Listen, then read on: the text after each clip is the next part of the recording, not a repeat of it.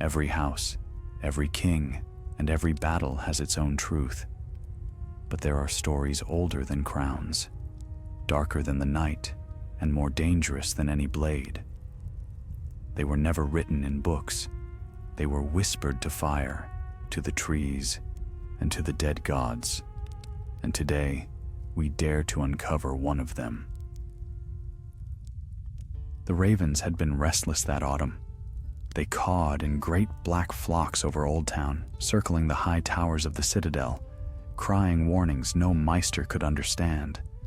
The winds from the east carried a taste of ash and iron, and when night came, the stars burned too bright, as if trying to speak.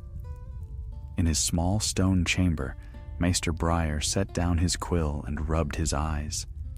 He was not young anymore. His hands trembled when he wrote, and his chain felt heavier with each passing year. Yet his mind was as sharp as a whetted dagger, and tonight it was troubled.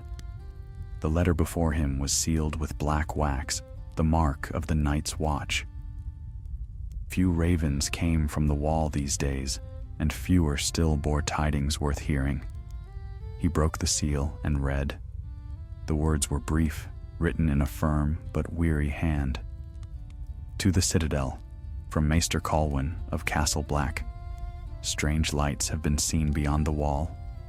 Not torches, nor moonlight, but green fire upon the snow. Dead men walk again. The old spells stir in the ice. Send word to the archmaesters. We may be witnessing the return of what was lost. Briar set the letter down slowly. The candle beside him flickered, though there was no draught. He whispered to himself, "The old spells. Impossible." For generations, the citadel had taught that magic was a thing of the past, nothing more than the dreams of fools and madmen.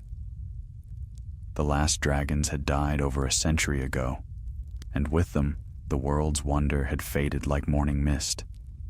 Yet Briar had always doubted that magic simply vanished. Things of great power did not die. They were buried. He rose, took his chain of links, and wrapped it tight around his neck. Every link was forged from a different metal. Iron for knowledge of war, silver for healing, gold for economics, black iron for ravenry, and one link of Valyrian steel earned for the study of the higher mysteries. That one link was cold as the grave. Briar carried the Night's Watch letter through the silent halls of the citadel until he reached the library's forbidden wing, sealed by thick oak doors. Only a handful of maesters held the keys. He lit a lantern, turned the great iron lock, and entered the darkness beyond. Dust filled the air like a fog. Scrolls and tomes lay stacked upon shelves that had not been touched in decades. He moved among them with careful steps, searching for a book he had not opened in years. The chronicles of the first men and their pacts with the children. When he found it, he placed it on a stone table and opened to the chapter he remembered. The page was brittle and yellowed, the words written in an ancient hand. In the days before the wall was raised, men and the children of the forest forged a covenant. The first men swore to lay down their axes, and the children swore to bind the world's wild magic beneath the roots of the earth, that peace might reign. Briar traced the lines with his fingertip. "Bound beneath the roots," he murmured. Then magic did not fade. It was sealed away. He did not sleep that night. As dawn crept through the high windows, he made a decision that would change the course of his life, and perhaps the fate of Westeros itself. He would go north. The Archmaesters laughed when he told them. "Madness," said old Vagan, his breath rattling in his chest. "You chase children's tales. The wall stands for men, not myths." But Briar did not yield. "Then I go alone. Knowledge is never folly." 2 weeks later, he left Old Town on horseback with only a young novice for company, a clever boy named Loras, eager to see the world beyond the citadel's walls. They rode through the reach beneath skies of endless gray, following the river road north. The land was beautiful that autumn, fields of gold grain swaying in the wind, orchards ripe with fruit. But Briar's thoughts were heavy. Each night, as they camped beneath the stars, he studied his maps and old notes. The pact was made near the Isle of Faces, he told the boy. If there is truth in the legends, we may find signs there. Loras, bright-eyed and bold, asked, "Do you truly believe magic can return, Maester?" Briar poked the fire with a stick and watched the embers rise. Magic never truly leaves, lad. It merely sleeps, and when it wakes, it asks a price. By the time they reached the Riverlands, the land bore the scars of war. Villages were half-burned, fields untended. Men spoke in whispers of dark omens, cows birthing dead calves, rivers running black after rain, travelers vanishing on moonless nights. One evening, as they crossed a ruined bridge, Briar saw something in the current below. A faint shimmer, green as wildfire. It flowed beneath the water for an instant, then vanished. The horses shied and stamped. "What was that?" Loras gasped. Briar stared into the dark waters. "A sign," he said softly. "The old powers stir, even here." That night, Briar dreamed of faces in the trees, pale, weeping faces with eyes like pools of blood. He awoke before dawn, his skin cold with sweat. They continued north, and the air grew colder with each league. By the time they reached Harrenhal, the great castle stood like a corpse of stone, its towers cracked and blackened from dragonfire long past. Yet even there, the locals whispered that strange lights had been seen in the godswood, and that the heart tree wept, sap the color of milk. Briar entered the godswood alone. The heart tree loomed before him, its carved face weeping thick, pale sap that glistened like tears. He knelt before it. "Old gods," he murmured, "if magic was bound by your will, then why do you stir now? What is awakening?" The wind rose suddenly. Leaves swirled around him like a storm. In their rustling he heard, no, felt, a whisper, old as the earth itself. "The seal weakens, the north remembers." Briar stumbled back, heart pounding. The air around him shimmered, and for an instant he saw the faint outline of something vast beneath the soil, a sleeping force, bound in roots and ice. Then the vision faded, and the godswood fell silent once more. When he returned to Loras, the boy asked what he had found. "Only the truth," Briar said.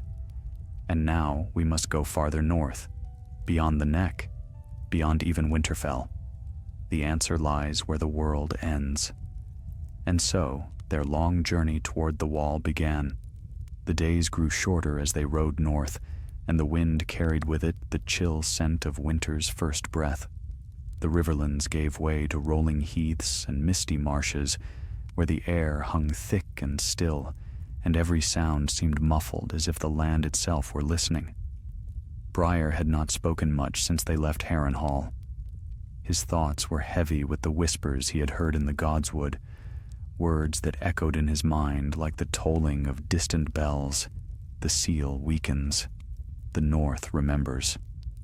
Loras noticed the change in him, but dared not speak of it. The boy had grown quieter too. His bright eagerness had dimmed, tempered by the weariness of travel and the shadow of something unseen that seemed to follow them. Once, in the half-light of dawn, Loras swore he saw a figure upon a ridge behind them, a dark rider, unmoving, watching. But when he blinked, there was only mist. By the time they reached the neck, they had entered a realm unlike any other in the Seven Kingdoms. The air was damp and foul with rot, the ground soft and treacherous beneath the horses' hooves. Great pools of murky water stretched on every side, dotted with islands of grass and reeds. Strange shapes moved beneath the surface, and the cries of unseen birds echoed through the fog. "This is the land of the Crannogmen," Briar said, guiding his horse carefully along a narrow causeway. "They are a secretive folk, keepers of old knowledge. If the pact was made anywhere, it was here, near the Isle of Faces." Loras glanced about nervously. "Do you think they will help us?" "They might," Briar said, though his tone carried little certainty. "If they still remember the old ways." For 2 days they wandered the bogs, unable to find the paths marked on Briar's ancient maps. The land seemed to shift beneath them, an endless maze of water and reeds. On the 3rd night, as mist crept through their camp, they were awoken by a low hum that seemed to rise from the earth itself. Loras clutched his blanket. "Maester, do you hear that?" Briar nodded. "Stay still. Do not speak." Shapes moved in the fog, figures small and wiry, with eyes glimmering like moonlight on water.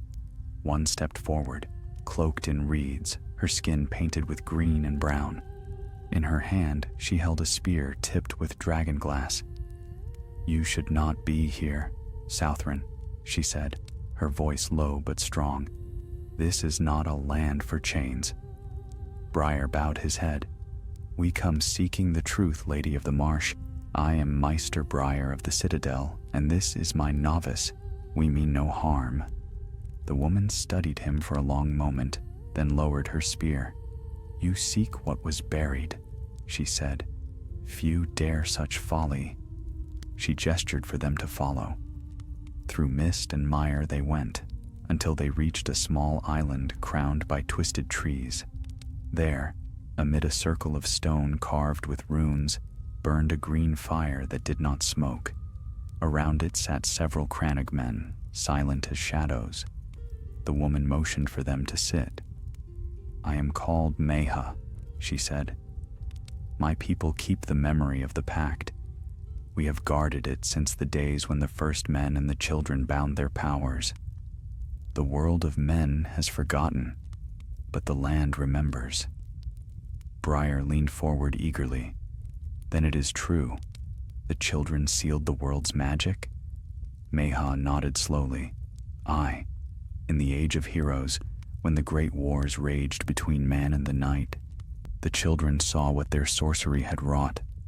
Fire and ice clashed in the heavens. Mountains cracked, rivers boiled, and the dead walked unbidden. So they wove a great binding beneath the roots of the Isle of Faces. They poured into it their power and the blood of their kindred, that the world might sleep in peace." "Then why does it wake now?" Briar asked. Meha's gaze turned toward the north, where the mist thickened into shadow. "Because the seal was not meant to hold forever. The balance has been broken. The dragon's fire burns again, and the cold beyond the wall stirs in answer. The world calls its magic home." Briar felt a chill that was not from the wind. "If the seal breaks, what happens?" "The same as before," Meha said softly. "Fire and ice, death and rebirth, the return of that which was never meant to be free." Loras swallowed. "Then it must be stopped." Meha studied the boy. "Stopped? You speak as though men could bind the gods themselves. The seal can be restored, but the price is steep. Only one who bears the knowledge of both realms, the living and the lost, can do it." Briar understood at once. "The Citadel," he whispered, "and the wall." Meha nodded. "Go to the Night's Watch. Seek the place where the wall meets the earth, where stone turns to ice and ice to shadow. There lies the other half of the binding." When dawn came, the mists had cleared, and the marshes lay still as glass. Meha and her people were gone, leaving only the faint smell of smoke and a circle of strange footprints in the mud. Briar and Loras rode north again, their path clear, though their hearts were heavy. The days that followed were hard. They crossed into the north beneath skies heavy with snow. Winterfell lay distant to the west, but Briar dared not linger. At a small holdfast near the last river, they took shelter for a night. There, among grizzled trappers and cold-eyed soldiers, Briar learned news that made his blood run cold. The Watch had sent ravens, dozens of them, to every lord and maester. None had returned. Men at the Shadow Tower spoke of the dead walking in the snow, and of lights beneath the wall, green and blue like stars trapped in ice. That night, Briar dreamed again. He stood upon the Isle of Faces, beneath trees older than the realm itself. The ground beneath him split, and from the chasm rose a column of light, half red, half blue, twisting together like fire and frost. A voice, neither man nor woman, spoke from the void. One must wake, the other must sleep. The balance demands its due.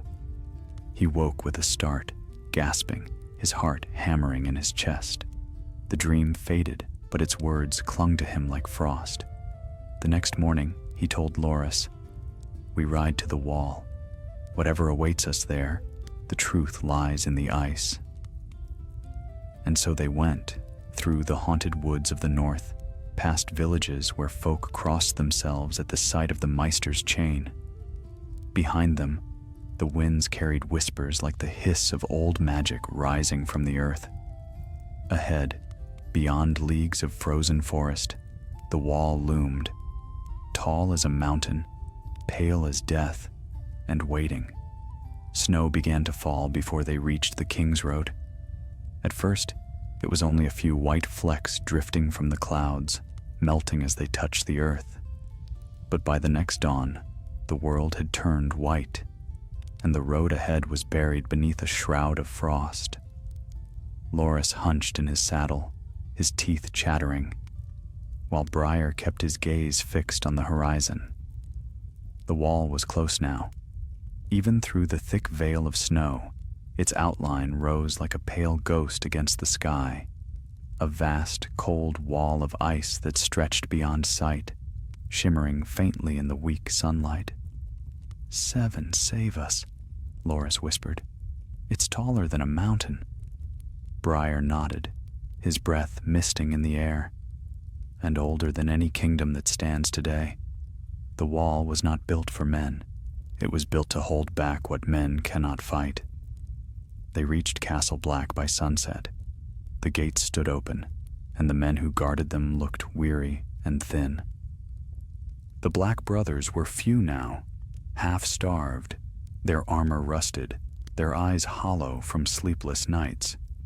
When Briar gave his name, they let him pass without question. Inside, the courtyard was nearly empty. Only a handful of men trained with wooden swords beneath the torchlight. The great ravens cooed restlessly in their cages, as though feeling the weight of something unseen pressing upon the air. A tall man with a long scar down his cheek met them near the rookery. "I am Sir Wendell, First Ranger," he said. "If you came seeking shelter, you've found it. But if you came seeking peace, you won't find that here." Briar dismounted. "We came for knowledge. I am Maester Briar of Old Town. I bring word from the Citadel and seek Maester Colwyn." Sir Wendell's expression darkened. "You've come too late. Colwyn vanished a fortnight past, left his chambers in the night and never returned. Some say he went beyond the wall. Some say the others took him." Loras crossed himself in the sign of the Seven. Briar only frowned. "Did he leave any writings? Any clues as to where he went?"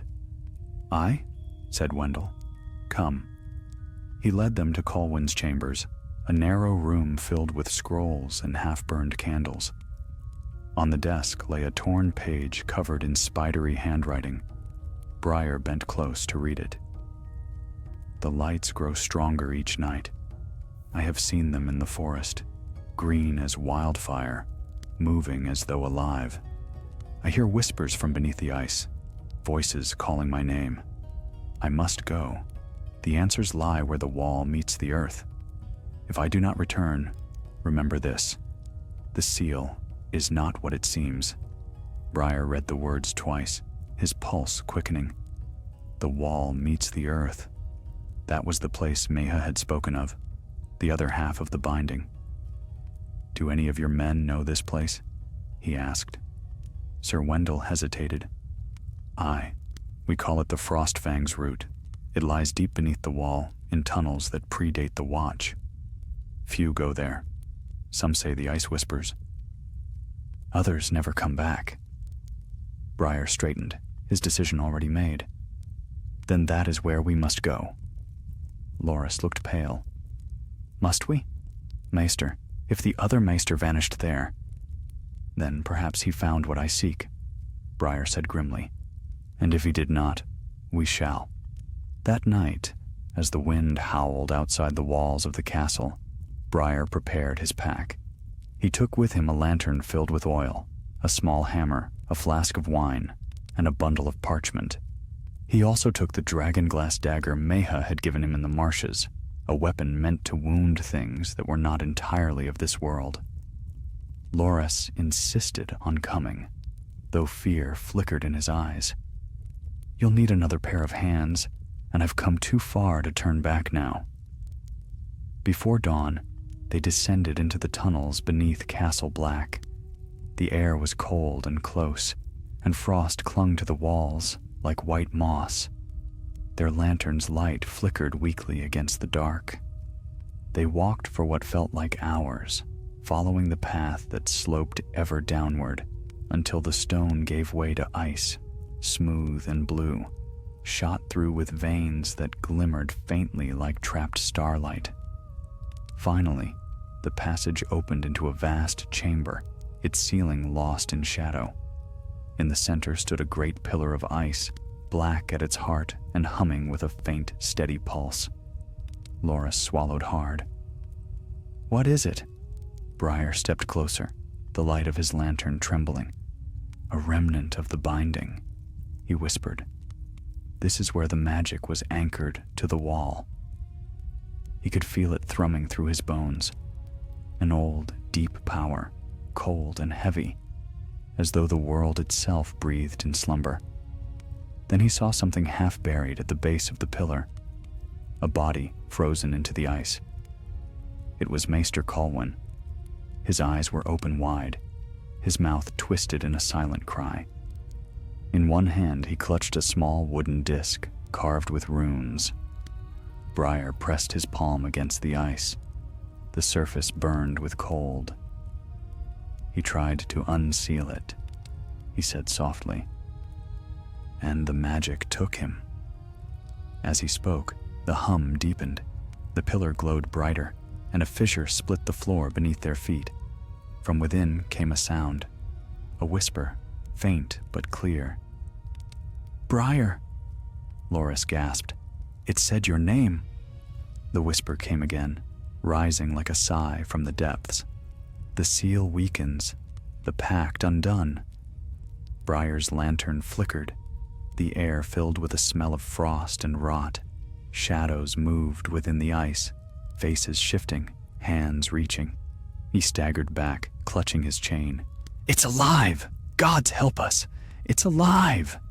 The ground trembled, and a wave of cold swept through the chamber. The pillar split down the center, and a burst of light filled the air, blue and green and white, swirling like a storm. Loras cried out and fell to his knees. Briar threw up his hands, shouting words he barely understood, snatches of the children's tongue he had learned from Meha's scrolls. The light wavered, slowed, and then, with a sound like breaking glass, it vanished. For a long while, neither of them moved.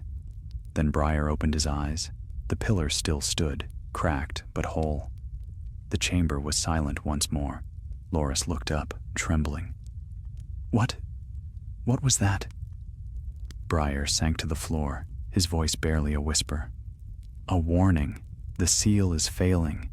The magic that once held the realms apart is bleeding through again.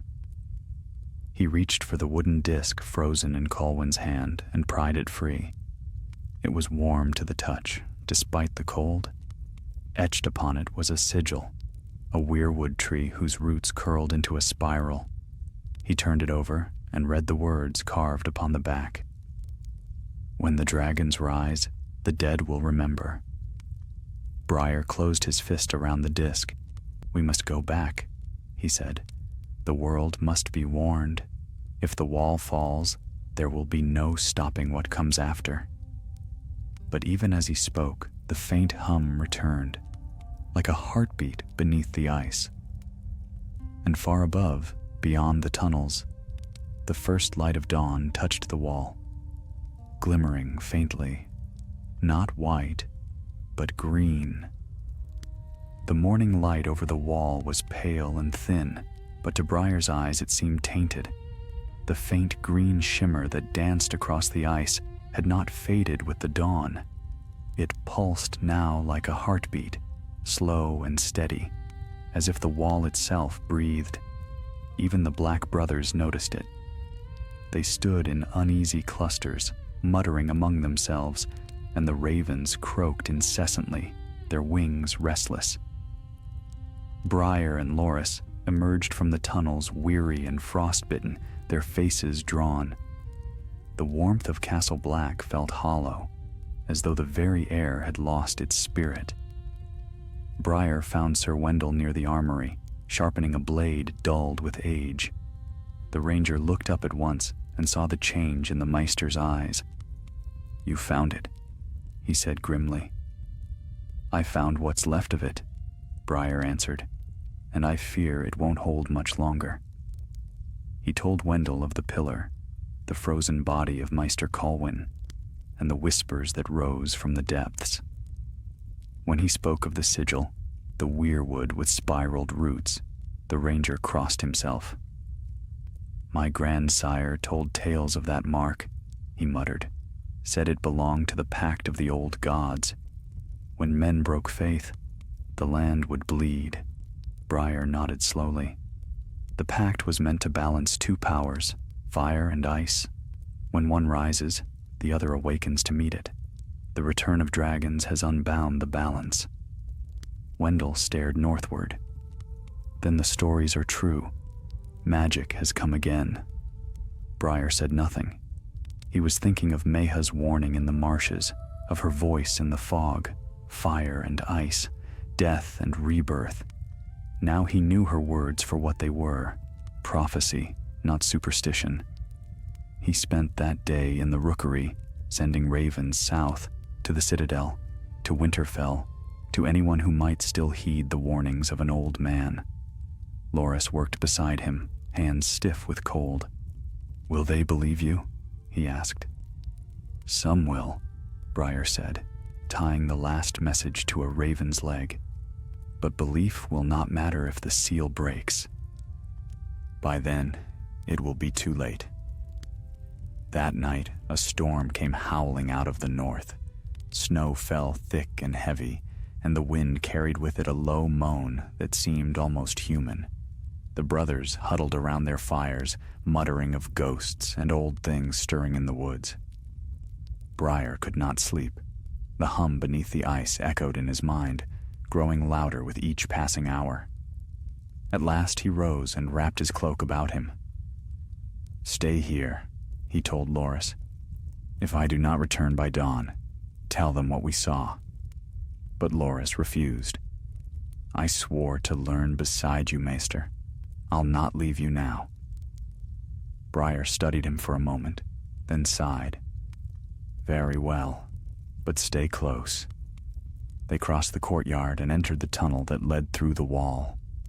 The passage was narrow and dark, lined with ice that glittered faintly in their lantern's glow. Halfway through, Briar stopped. The air was colder here, too cold. His breath hung before him like smoke, and from deeper within came a faint sound, the crackling of ice, like distant laughter. Loras tightened his grip on the lantern. "Something's there." Before Briar could answer, the light caught movement ahead. a figure stumbling from the shadows. It was one of the Night's Watch, or had been once. His black cloak hung in tatters, his flesh pale and stiff with frost. His eyes were blue as the heart of winter. "Back!" Briar shouted, pulling Loras behind him. The creature lunged with unnatural speed. Its fingers were claws of ice. Briar swung the lantern, shattering glass and spilling oil that burst into flame. The thing shrieked as fire touched it, collapsing in a heap of smoke and melting snow. Loras gasped for breath. "Was that?" "Yes," Briar said hoarsely. "A dead man walking. The stories are true." He looked down at the body as the last flames died. Beneath the charred skin, faint veins of blue light still pulsed like roots beneath the ice, the same glow he had seen in the pillar. "The seal is unraveling," he whispered. The magic that held the dead in sleep now wakes them. The barrier between life and death weakens. They hurried through the tunnel and out into the open snow. The storm had grown fierce, the wind shrieking through the trees beyond the wall. Yet amid the gale, they saw lights flickering far in the forest, green, blue, and white, dancing together like flames. Briar felt the pull of it deep within his bones. "It calls to me," he murmured. "Then we should flee," Loras cried. "You've seen what happens to those who listen." But Briar only stared into the storm. "No, there's something beyond those woods, something that binds all of this together. If I can find it, perhaps I can mend what was broken." And so, against reason, they ventured beyond the wall. The snow lay deep, and the trees loomed tall and black, their branches creaking under the weight of ice. The wind carried whispers that seemed almost words, and sometimes Loras thought he saw faces in the bark, watching, weeping. They walked for hours, guided only by the shifting lights ahead. Finally, they came to a clearing. At its center stood a weirwood unlike any Briar had ever seen, its trunk black as coal, its leaves pale and shimmering like glass. Around it, the snow had melted away, revealing a pool of water that glowed faintly from beneath. Briar fell to his knees. "The heart of the North," he breathed. "The first tree of the old gods." Loras shivered. "It feels wrong." "It feels alive," Briar corrected softly. He stepped closer to the water. Beneath the surface, he could see shapes, roots winding deep into the earth, twined around something vast and pulsing with light. As he watched, the water began to stir, and a figure rose slowly from its depths. It was not a man, nor a child, but something between. Its skin was pale as the moon, its eyes green as emeralds, its hair a tangle of moss and frost. When it spoke, its voice was both young and ancient.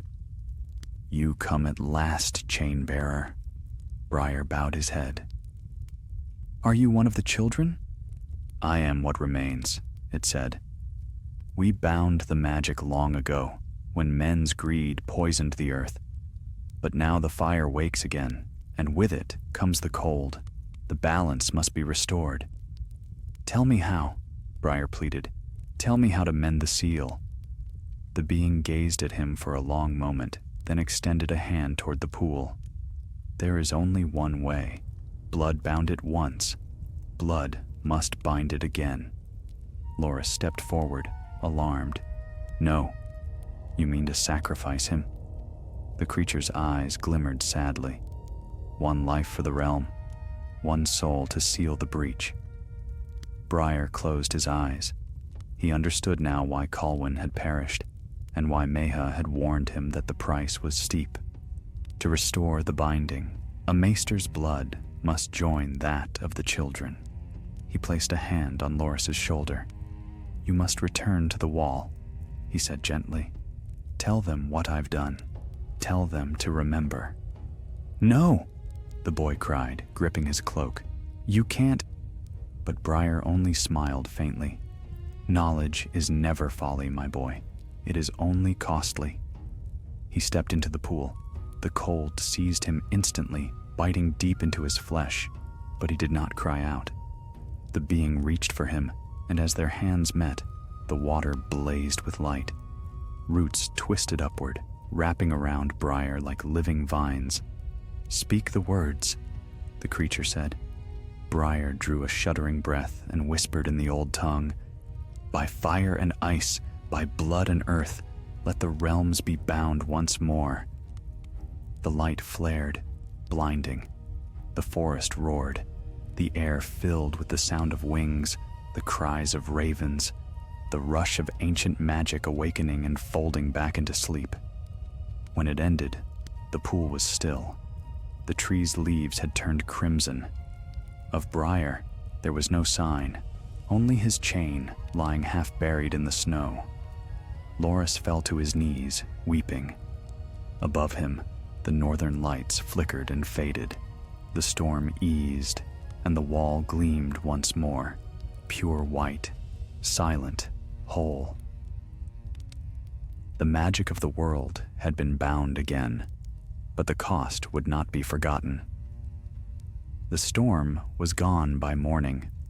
What had been a howling blizzard through the night now lay hushed beneath a gray sky, and a brittle calm had settled over the forest.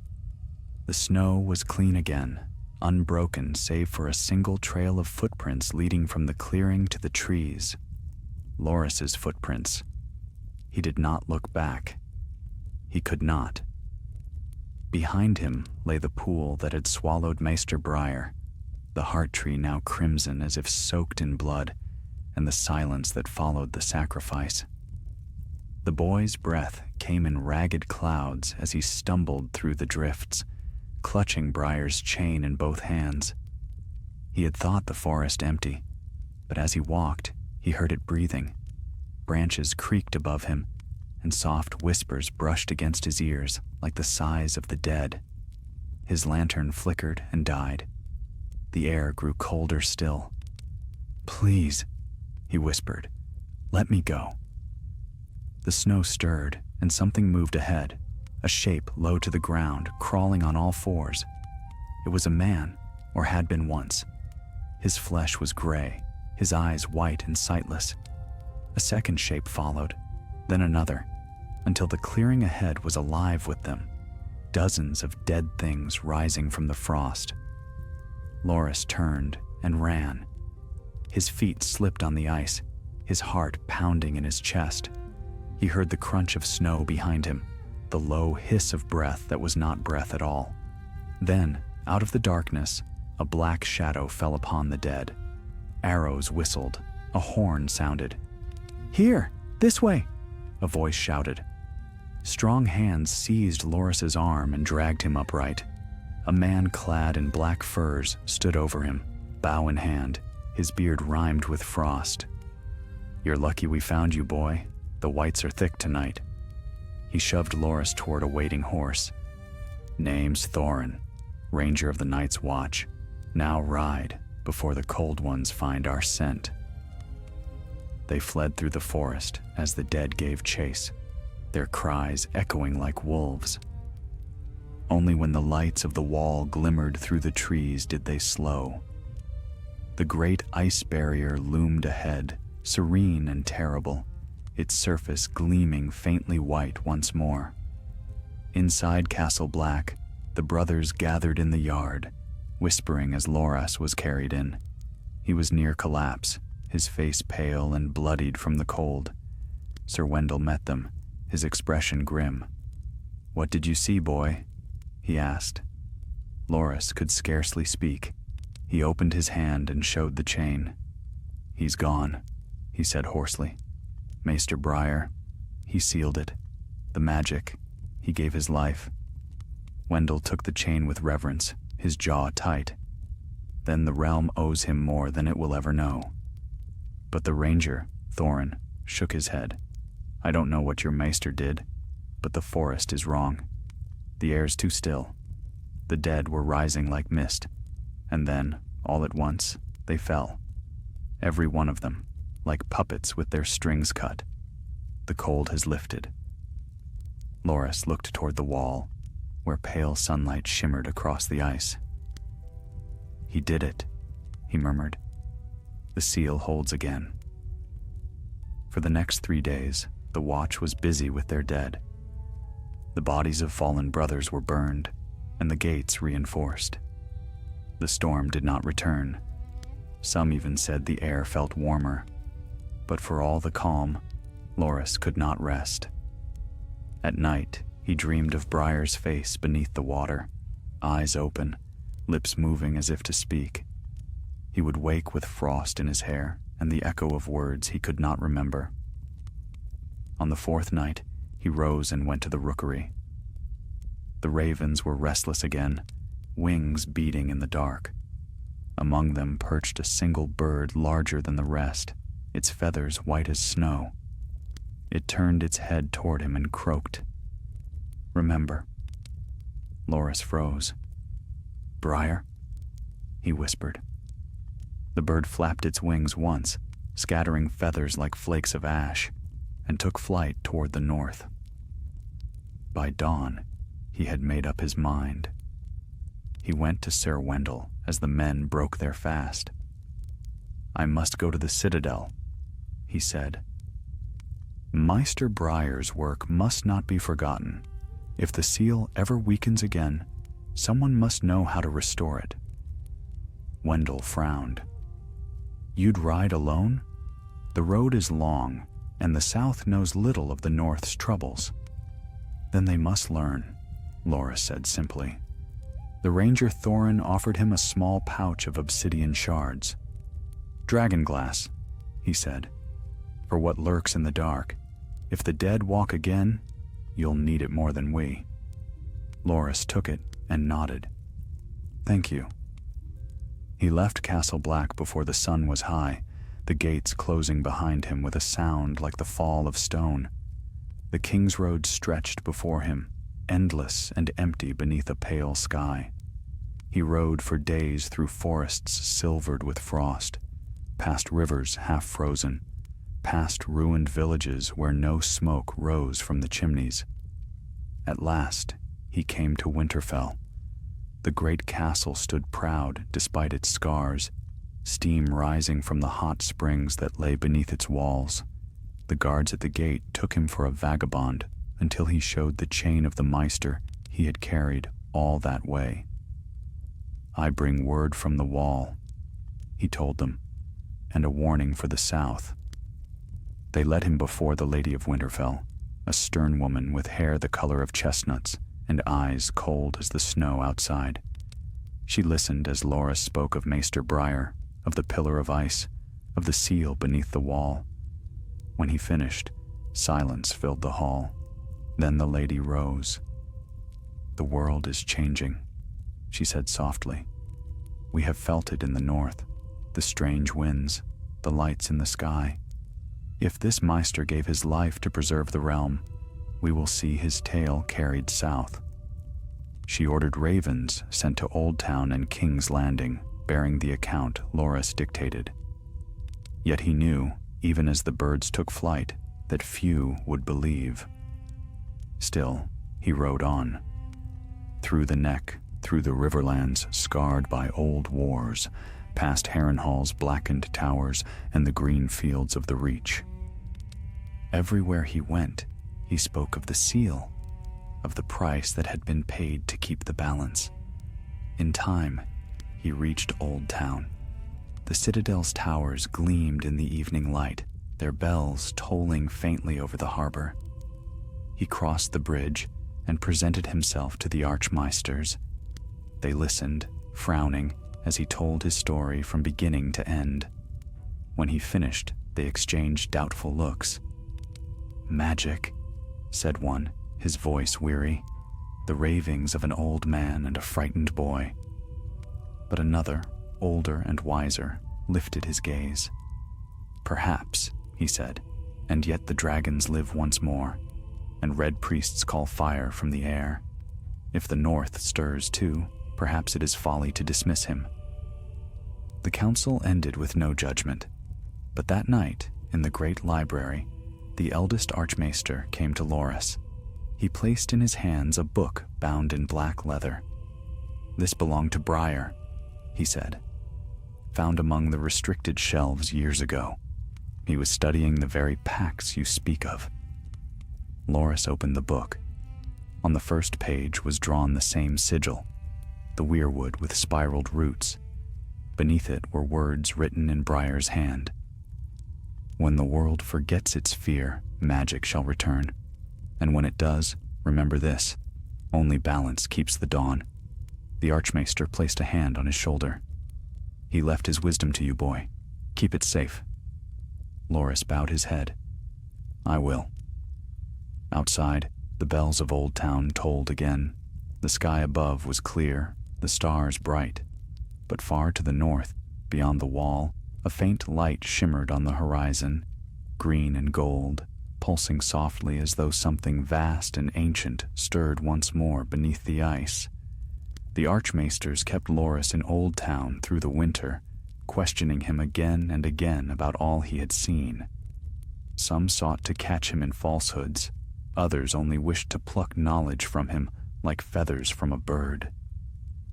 Yet none could deny the truth of the relics he carried: Briar's chain of mixed metals and the strange obsidian dagger that seemed to hum faintly in candlelight. When the questioning ended, they permitted him to stay as an acolyte. "You are the last pupil of Maester Briar," said the gray-haired Archmaester Dinette. "If he saw worth in you, then so shall we. But you will speak no further of this nonsense beyond these walls." Loras bowed, but he said nothing. He had learned well from Briar. Wisdom spoken too soon becomes folly in foolish ears. He kept the chain locked in his chest and began his studies anew, devouring scrolls of old lore, records of the age of heroes, and the faded tales of the long night. As the months passed, strange news trickled down from the north. A green fire had been seen blazing above the shivering sea. The waters off Eastwatch boiled for 3 nights. Yet the Archmaesters dismissed it all as wild tales, while Loras read and waited.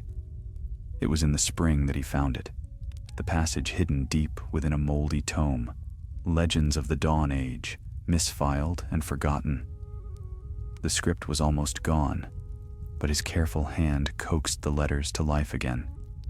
When the binding of the realms was forged, the blood of both races was used, the children and the first men. One was given to the roots, the other to the ice. So long as their lines endure, the seal holds. Loras sat in silence, the words echoing in his mind. So long as their lines endure. Briar had bound the magic anew with his life, but the ancient pact's balance required both sides. One blood had been offered, his master's. But what of the other? That night, he dreamed of the pool in the forest, and of Briar's face emerging from the icy water. His eyes glowed green, his mouth forming words that rang like wind through branches. The balance is broken, the blood wanes.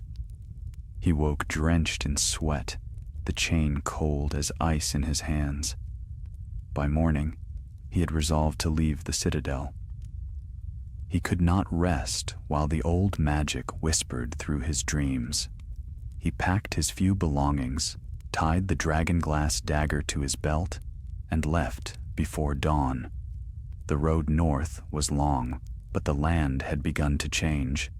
Farmers spoke of lights dancing in the skies even over the reach, and of shadows gliding through the mists at night.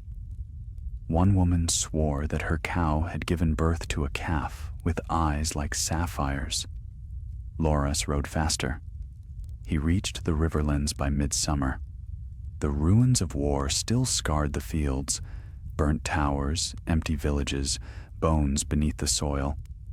But he cared only for the road that led to the neck, and beyond that, the Isle of Faces.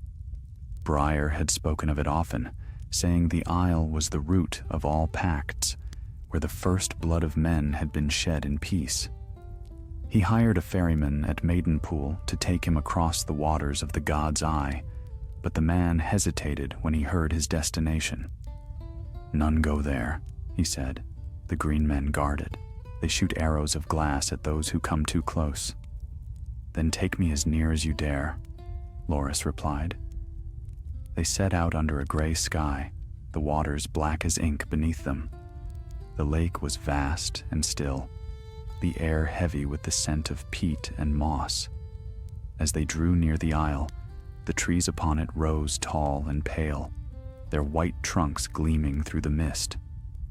The ferryman stopped short of the shore, his hands trembling on the oars. "No farther," he said. "I value my life." Loras nodded and stepped into the cold water, wading the rest of the way. When he reached the shore, the world grew utterly silent. Even the wind seemed afraid to speak. The forest was old beyond reckoning. Every tree was a weirwood, their faces carved deep and solemn, their eyes bleeding red sap that glistened like tears. He felt their gaze upon him as he walked among them, his breath slow, his heart heavy. "Briar," he whispered, "I've come to finish what you began." A voice answered, not from one mouth, but from many. The faces spoke together in a chorus that was neither kind nor cruel. "He gave his blood to bind the ice.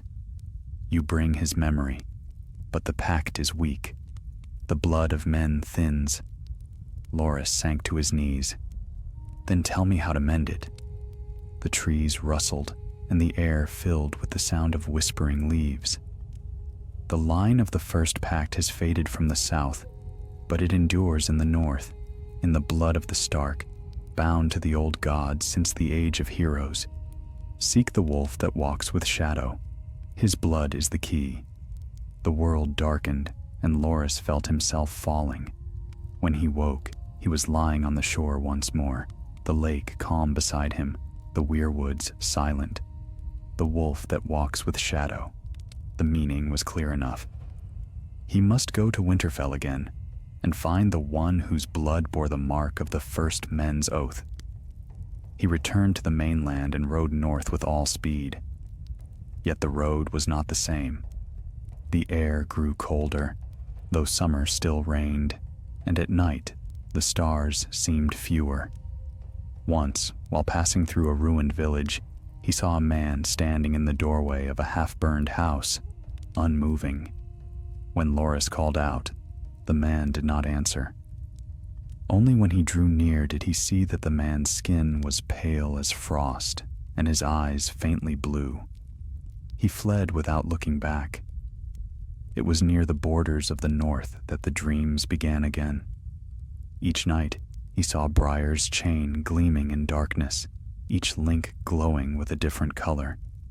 The Valyrian steel link burned brightest, a deep blue flame that pulsed with the rhythm of his own heart.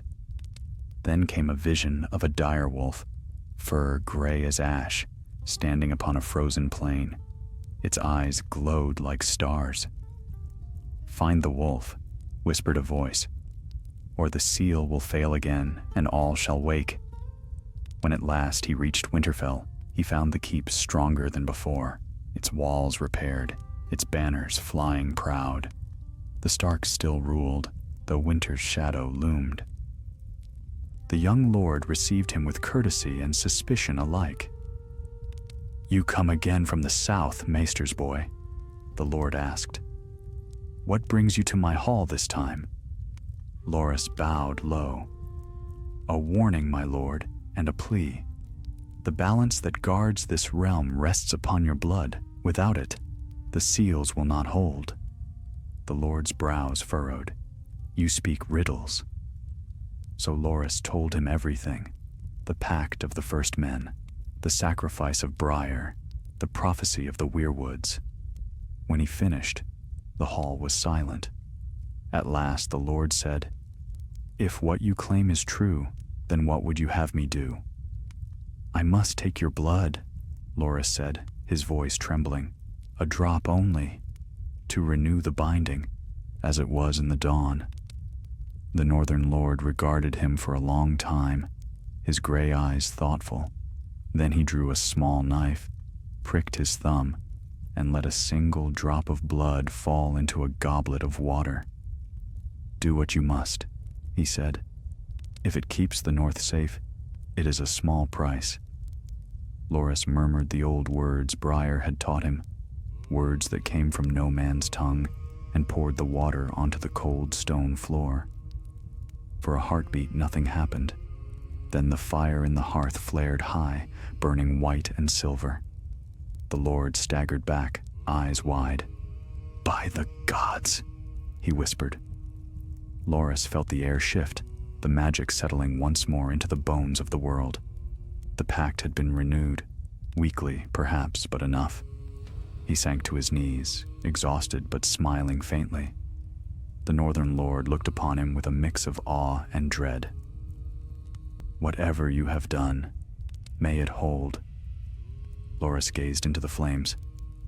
"It will hold for now, but the world will not sleep forever. When dragons fly and winter walks again, the magic will stir once more, and then another must choose as Briar did." Outside, the wind howled across the battlements, carrying with it the faintest echo of a raven's call, soft, distant, and full of warning. The days that followed were strange and solemn in Winterfell. The air within the castle seemed to hum softly, though no one could say from where the sound came. The maester's chambers grew warmer, though the hearth was low, and sometimes the water in the Godswood pool shimmered faintly beneath the weirwood's blood-red leaves, as if stirred by an unseen hand. Loras lingered there, walking the grounds in silence. His work was not yet done. That much he felt in his bones. The magic had quieted, yes, but it was not gone. It never truly was. Briar's sacrifice had bound the forces for a time, and Loras's right in Winterfell had mended the threads again. But something deeper still stirred beneath the surface. The young Stark Lord had given him leave to remain as a guest. "You are not a maester, not yet," he had said. "But you carry their chain, and that is enough. Stay if you will, and teach my children of the world beyond the north." Loras accepted the offer. He took a small room in one of the watchtowers overlooking the snow-draped Godswood.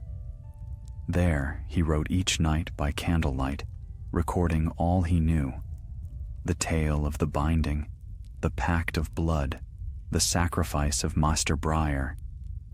He wrote not for the archmaesters, but for those who would come after, for he knew that when the seals failed again, they would need to remember.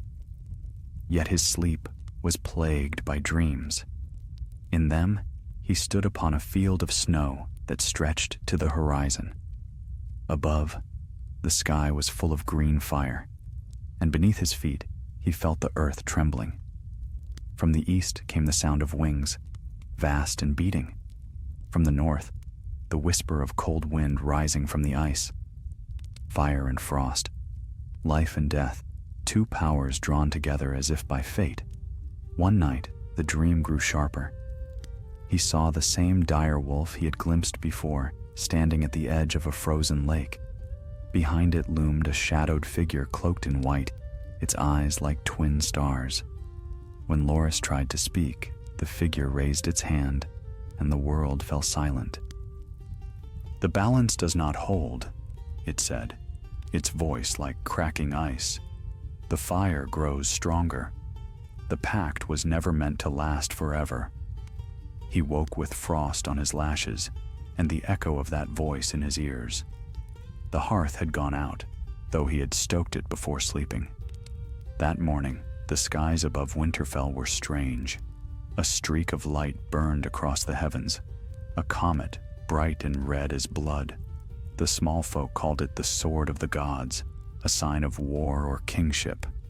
But Loras knew better. He stood upon the battlements as the Stark Lord joined him. "You've seen it," the Lord said quietly. "Aye," Loras replied. It is not a sign of men, but of the balance breaking again. When fire rises, the ice must answer.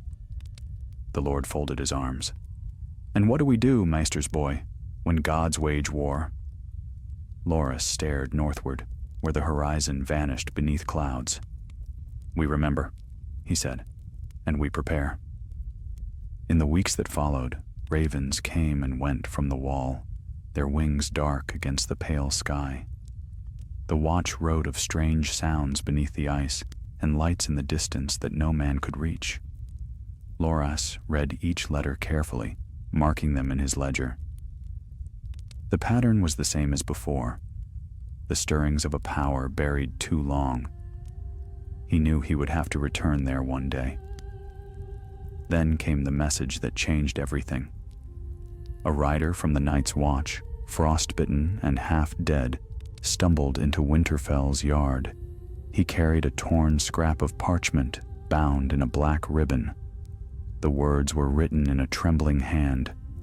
The frost in the depths is breaking. We have seen the green fire again. Send word to the citadel. The old magic stirs. The letter bore the mark of Sir Wendell, the first ranger. Loras felt the old dread return. So soon, he whispered. Briar's sacrifice was not enough. That night, he went to the godswood.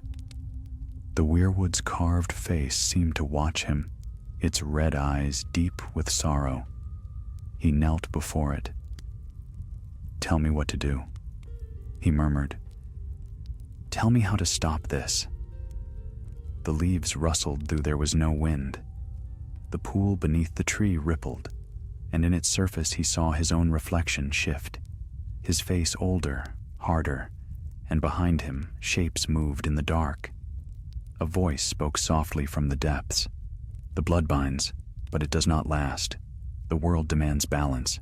The age of fire comes again. The age of ice must follow. He bowed his head. Then it will come to war. Always, the voice said. As it was before, so shall it be again. When he rose, he found the Stark Lord standing at the edge of the clearing. You were speaking to it, the Lord said, not accusing, merely curious. Loras nodded. The godswood remembers the pact. They speak still, though most cannot hear. The Lord studied him for a moment. And what do they say? That the wall will not hold forever. That the fire in the south and the cold in the north will meet again. When they do, all things of this world, men, beasts, and magic, will be remade or destroyed. The Lord's gaze darkened. Then what of us? You are the blood of the first pact, Loras said. Your line is the bridge between both powers. If you endure, so too may the realm. After that night, Winterfell changed. The Stark Lord sent word to the other houses of the north, calling for watchmen to guard the wall and scholars to study its mysteries. Loras helped where he could, teaching what he had learned from Briar and from the books of Old Town. Yet, for all their efforts, he felt the creeping dread that the tide could not be held back. On a cold evening near the turn of the year, he sat once more in his tower, quill in hand. The candle burned low, its wax pooling like blood. He wrote, "Magic is not a gift, but a balance. When one side grows too strong, the world trembles to correct it. Briar gave his life to seal the breach, and I have renewed it for a time. But the old gods whisper that the fire's strength grows. The dragon's flame wakes the dead's cold breath. One cannot rise without the other. So long as men are blind to this truth, they will call the return of magic a miracle. But it is no miracle. It is warning." He sealed the parchment and hid it among his other writings. Someday, another might find it, when the world forgot again and needed to remember. As he set down his quill, a faint noise drew his gaze to the window. The comet still burned across the sky, red as blood, but now, beneath it, a second light glimmered on the northern horizon. a pale, cold blue. Loris's breath caught. 2 lights, one of fire, one of frost. He whispered into the night, "Briar, I understand now." And for an instant, he thought he heard the old maester's voice answer, soft and distant as falling snow. The magic never vanishes, Loris. It only waits. Then the blue light flickered and was gone. The night fell still again, and Winterfell slept beneath the silent sky. But far to the north, beyond the wall and the frozen wastes, the ground stirred, and the first cracks in the ice began to spread once more. The spring that followed was colder than any in memory. In the south, the maesters muttered that the seasons had turned against reason again, and in the north, the small folk whispered of omens, ice forming upon rivers in the night, fields frosting though the sun still shone. Yet within Winterfell, Loris could feel a deeper truth. The earth itself was holding its breath. Each day, he rose before dawn to walk the godswood. The weirwood's red eyes had grown darker, the sap pooling at its roots like blood. When he touched the bark, he felt a faint pulse beneath his palm, as though the heart tree lived and dreamed. Sometimes it showed him things, fleeting visions, like candlelight in fog, a wall of ice cracking, a dragon crying out in the distance, a shadow walking across snow. He wrote down every image, every whisper in his growing collection of journals. The Stark Lord often joined him there, his face grave. "Your gods send grim dreams, Maester," he said one morning as they stood beneath the dripping branches. "They are not mine," Loris replied quietly. "They belong to the land. The old powers are restless. The balance quivers again." The Lord frowned. "But the wall still stands. Our riders bring no word of breach." "Not all cracks can be seen," said Loris. "Some open first in the heart of the world." That night the ravens came. 3 birds, each blacker than pitch, circled the keep before landing in the yard. Their eyes gleamed white in the torchlight. One bore a message from Castle Black, sealed in dark wax. The Stark Lord broke it open and read aloud to Loris. "The Frostfang's root hums once more. We hear it even in our sleep. Lights flicker beneath the ice. One of our men vanished near the breach. His voice echoes from below. The dead do not stay dead." The Lord's hands tightened around the parchment. "So it begins again." Loris felt the same chill he had known in Briar's presence years before. He went to his chamber and took from his chest the old maester's chain. Its links were colder than ice. He fastened it around his neck, feeling the familiar weight settle upon him. He knew then that his time in Winterfell had ended. "I must go north," he said to the Stark Lord the next morning. "Briar's work fails. Whatever stirs in the Frostfang's root must be faced. I cannot let his sacrifice fade into nothing." The Lord's jaw hardened. "You would go beyond the wall again? You'll not come back this time." "Perhaps not," said Loris. "But knowledge untested is nothing. If the seal breaks again, the world will drown in its own magic. Better I go than the realm fall blind." So the Stark Lord gave him a horse and provisions, and a cloak of gray fur to shield him from the cold. "If you must die," he said, clasping Loris's forearm, "make it mean something." Loris smiled faintly. "That is all any of us can do." The road north was hard, the sky heavy with snow. He passed villages already abandoned, their doors swinging open in the wind. Once, he saw smoke far off, green smoke that rose in thin tendrils before vanishing into the clouds. When he reached the last hearth, he met a company of the watch riding south, their faces pale with fear. "The wall sings," their captain told him. You can hear it if you listen. The ice moans like a dying man. At Castle Black, he found the brothers restless and few. Sir Wendell had grown gray and stooped, but his eyes still burned with the stubborn light of duty. "You again," he said when Loras arrived. "I hoped you'd stay safe behind your books." Loras handed him the chain. "The seal weakens. Briar's magic falters. You've seen it." Wendell nodded grimly. "Aye, the Frostfang's root has opened a crack, thin as a dagger's edge, but it widens each night. The air hums down there, and men who stand too near go mad." "I must see it," said Loras. Wendell stared at him a long time, then sighed. "You've the same look your master wore, the look of a man already halfway to the grave." He took a lantern and led Loras below. The tunnels beneath the wall were colder than death. The hum was real now, a low vibration that seemed to rise from the bones of the earth. They followed it down into the Frostfang's root, where Briar had once stood. The great pillar of ice remained, but it was changed. Cracks spidered through its heart, and faint light seeped from within, blue and white, pulsing like breath. Loras approached slowly. "Briar," he whispered, though he knew the old man's body was long gone. "I kept your promise, but the world still turns." The pillar answered with a whisper, a voice like wind through stone. "Balance must hold." Wendell flinched. "You heard that?" "Yes," said Loras softly, "and it knows me." The ice shuddered, a faint rumble rolling through the floor.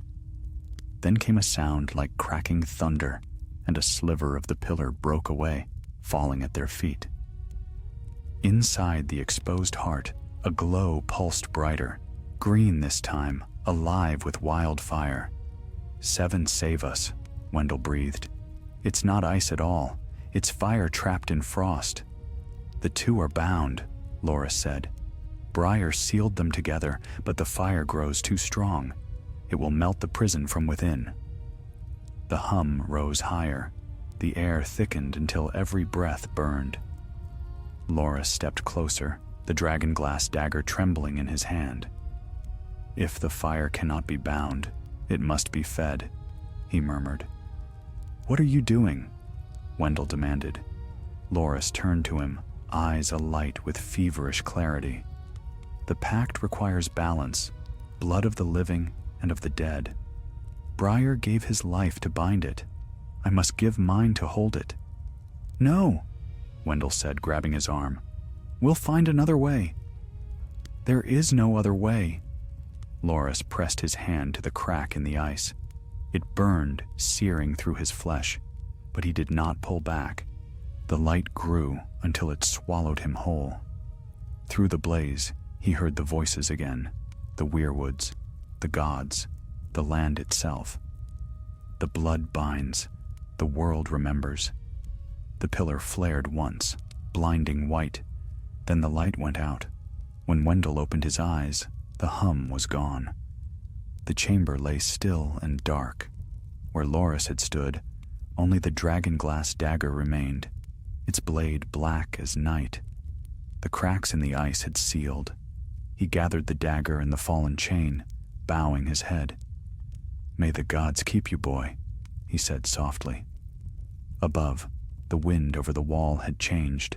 It blew warmer now, carrying the faint scent of spring. Yet far to the south, unseen by men, a dragon's cry echoed across the sky, wild and triumphant, bright as flame. And in the Frostfang's root, deep within the ice, the light pulsed once more, steady, living, as if the earth itself had drawn breath again. The balance held. For now. Spring never truly came that year. The snows melted and froze again, as though the seasons warred among themselves. The small folk of the north whispered that the gods were angry, that the wall had stolen something from the sky. Yet in the courts of men, life went on. Feasts, harvests, and the endless quarrels of lords. None knew what had been bought with the blood of two maesters. At Castle Black, Sir Wendell was an old man now, bent from years of frost and battle, but his eyes remained sharp. He alone had witnessed what had passed in the Frostfang's root. He alone had heard the ice speak. And when the nights grew too quiet, he thought he could still feel that hum beneath the ground, faint as a heartbeat. The watch had changed since Loras's sacrifice. The brothers said that the cold had lessened, that the dead no longer stirred in the snow. Some even believed the threat was gone for good. But Wendell did not believe in peace. He believed only in the waiting. One morning, he found a raven perched upon his window, feathers pale as frost. No message hung from its leg, but its eyes, one black, one white, fixed on him with unnerving intent. When he tried to drive it off, it spoke a single word, harsh and rasping. "Remember." The sound froze him where he stood. He had heard that word before, from the lips of Maester Briar, from the mouth of dying Loras, from the rustling of trees that had no wind. The raven flapped once, scattering snow into the chamber, then flew north toward the ice. Wendell watched it vanish into the gray sky. "A sign," he muttered, and called for his horse. He rode at dawn, though none of his brothers understood why. "You've not the strength for such folly," said one. "There's naught beyond the wall but ruin." "Then ruin shall be my company," Wendell replied. He followed the old tracks that led beyond the gate into the haunted forest. The trees there were still and black, the snow deep as a man's chest. For days he rode northward until even the stars seemed to thin. At last, he reached the place he sought. The frozen vale where the Frostfang's root lay hidden beneath the wall's shadow. The cave mouth was smaller than he remembered. Wind whistled through it, carrying a low, rhythmic sound, almost like breathing. He lit a lantern and descended. The tunnel walls were smooth as glass now, the ice glimmering faintly in the light. When he reached the great chamber, his heart faltered. The pillar stood whole again, gleaming white and perfect. At its base lay the dragon glass dagger, and beside it, Loras's chain, half frozen into the floor. He knelt and touched the ice. It was cold enough to sting, but not dead. Within, faint shadows moved, slow and fluid, as if something immense slept beneath the surface. "You've given your blood," Wendell whispered. "But for what end?" The answer came as a faint whisper that trembled through the air. "To keep the fire sleeping." He looked up sharply. The voice was familiar and distant, like an echo carried across centuries. "Loras?" Silence followed, then softer still. "Not yet." The lantern flickered. The shadows within the pillar shifted again, taking for a heartbeat the shape of a man, cloaked and hooded, his hands bound by light. Then the vision faded, and the ice was empty once more. Wendell backed away, breath quick and shallow. He had seen enough. Whatever spell the young maester had woven, it had not ended him. It had changed him. Perhaps his soul was bound to the seal itself, keeping the balance from within. But such magic never slept forever. He left the chamber and returned to Castle Black 3 nights later, weary and frostbitten. The others gathered round as he told what he had seen. Some scoffed, some crossed themselves in fear. But a few, those who had seen the strange lights in the northern sky, believed. "Then what are we to do if it wakes again?" asked the youngest among them. Wendell gazed at the fire, its orange glow flickering against his lined face. "Remember," he said simply. "Always remember. When men forget, the seals weaken." In Old Town far to the south, The archmaesters dismissed tales of the northern lights. They said the watch's letters were filled with superstition, that no evidence of living magic could be proven. Yet one among them, old Dinette, kept a sealed box in his chambers, a box containing Briar's journals and Loris's final writings, carried south years before. Sometimes, when the tide was high, the box trembled faintly on his shelf. One night, he opened it and read again the final passage Loris had written. "Fire and ice are not enemies. They are mirrors. When one rises, the other must rise to meet it. When one sleeps, the other dreams. So it has ever been, and so it will ever be."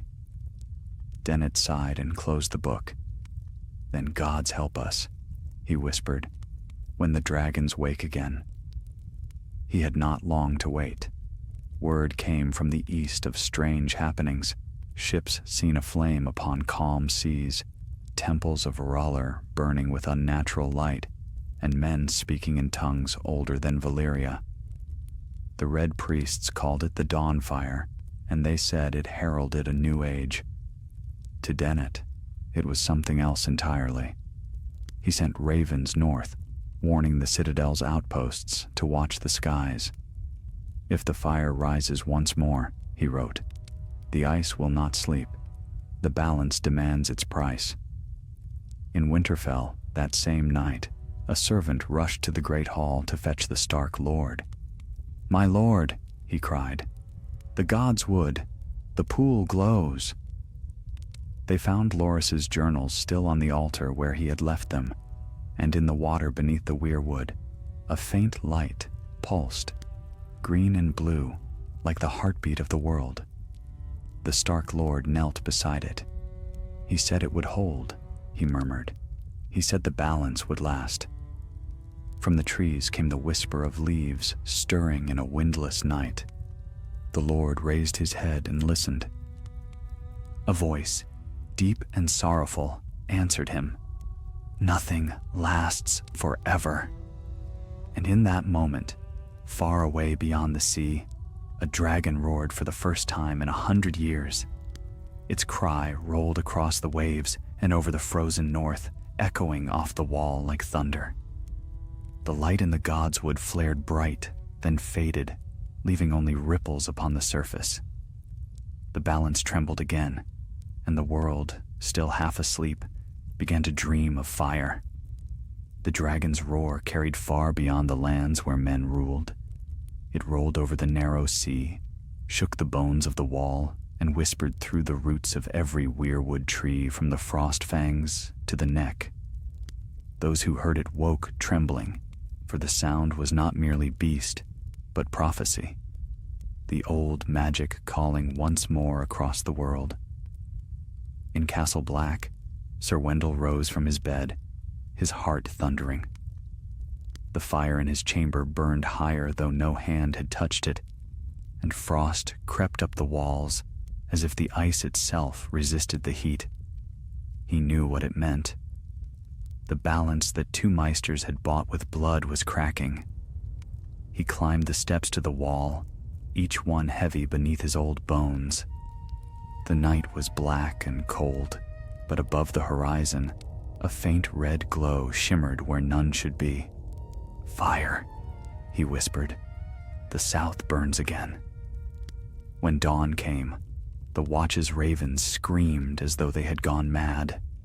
They battered their wings against their cages until feathers filled the air. One burst free, circling above the courtyard before flying north into the snow. Wendell watched it go, dread coiling in his gut.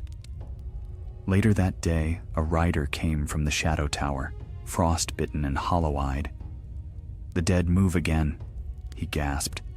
"They rise in ones and twos, wandering south, not like before, slower, as though they are only half awake." Wendell said nothing for a long time. Then he gave the order. The gates were to be sealed, the fires kept burning, and every man to stand ready. He had seen this before, and he knew it would not end quietly. Far to the south, the citadel's bells tolled. Archmaester Dennet had died in his sleep. His heart stopped, his fingers still clutching the old maester's book.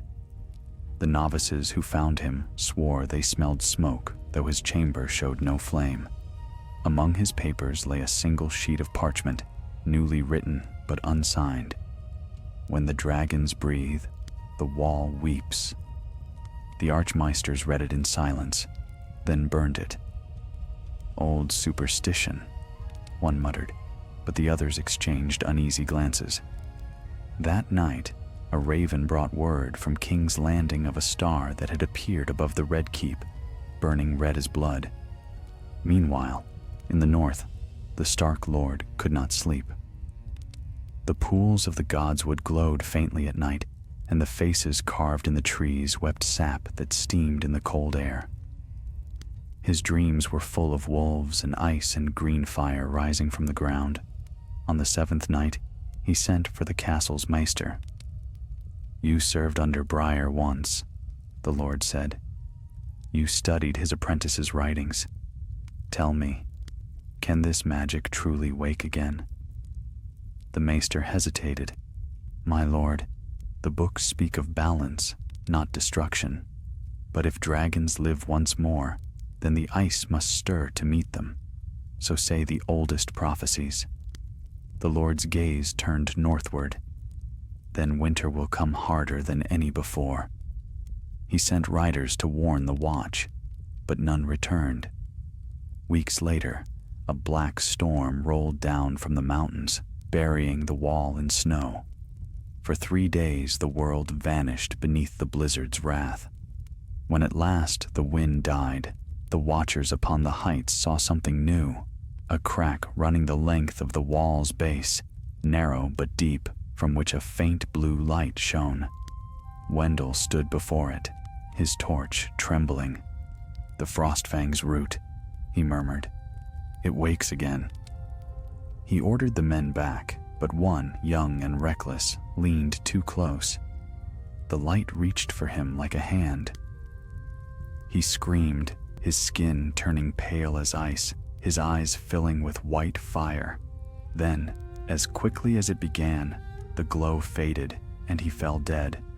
The crack sealed behind him. The others fled, crossing themselves in terror. That night, Wendell climbed to the highest tower and wrote his last message to Old Town. The seal falters. The power beneath the wall stirs again. The dragon's breath reaches even here.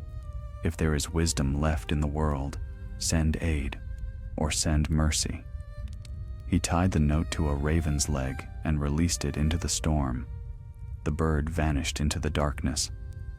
Whether it ever reached the south, no one would know. In Old Town, months later, a lone raven arrived half dead at the rookery. Its feathers were rimed with frost, its eyes blind with ice. The message it carried was blurred by damp, the words almost unreadable. The novices brought it before the new Archmaester, a stern man of few beliefs. He read it once, frowned, and locked it away. "The North sees omens in every shadow," he said. "We deal in truth, not ghosts."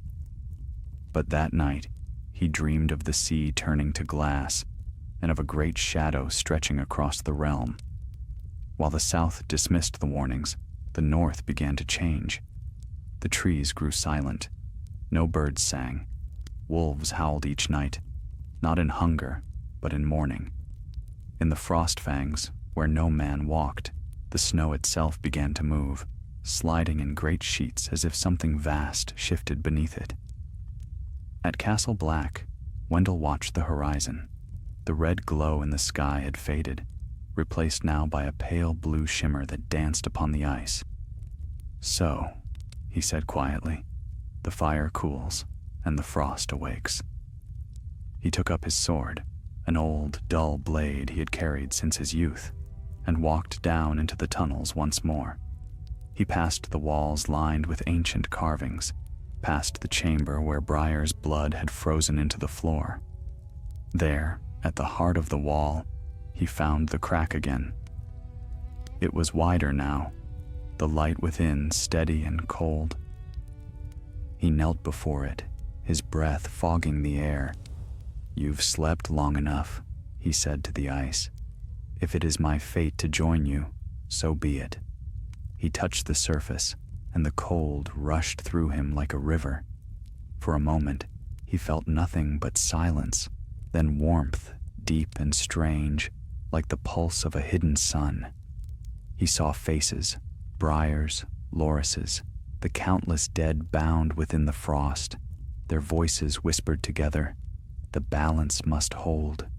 When the other brothers found him hours later, he was gone. Only his cloak remained, frozen to the floor, and beneath it, faint light flickering within the ice. They sealed the chamber and spoke of it no more. But from that day onward, the wall never ceased to hum.